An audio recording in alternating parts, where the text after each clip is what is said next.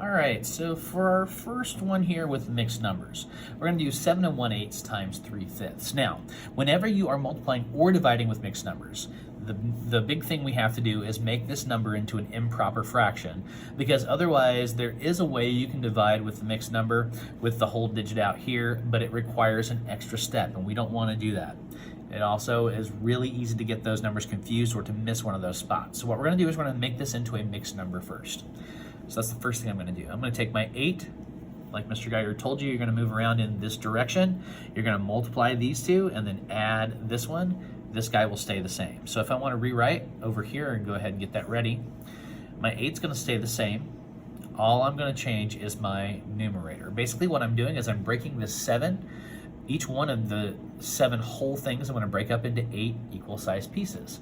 That way I've got my total number of 8ths over here, and then I can multiply it just like a regular fraction. So I'm going to take my 7 times 8, which is 56, plus 1 more would give me 57. So I have 57 over 8 times 3/5. This is going to be a big number, ladies and gentlemen. Ooh, let's see what we got. So 57 times 3, well, 3 times 1 is 21. We'll carry my 2 over. 3 times 5 is 15, plus 2 more gives me 17. 171 over 5 times 8 is 40. Now what we need to do is we need to simplify this fraction. So I'm going to work over here. I'm going to take my 171 and I'm going to divide it by 40 to see how many whole groups of 40 I can take out of this 171. So 40 into 171, I don't know that, but I do, if I think of that as a 4, and this is like 17, I know 4 times 4 is 16, that's pretty close. So let's try that as our number. So 4 times nothing is 4, of course 4 times 4 is 16. All right, we're gonna get 11 left over. That is actually pretty good. So here's how you use this to create a new number over here. We had 4 equal groups of 40 that came out. That means I can make 4 more whole things.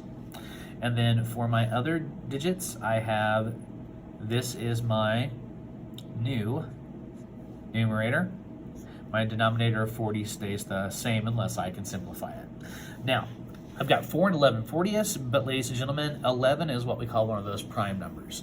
You can multiply a lot of things together to get 40, but you can only multiply 1 and 11 together to get 11. Those are the only 2 factors of 11, and when those numbers are like that, those are prime numbers, which means you cannot simplify this any further. So your answer is going to be 4 and 11 40ths. And if we look at that, that kind of makes sense because this is 7 1/8.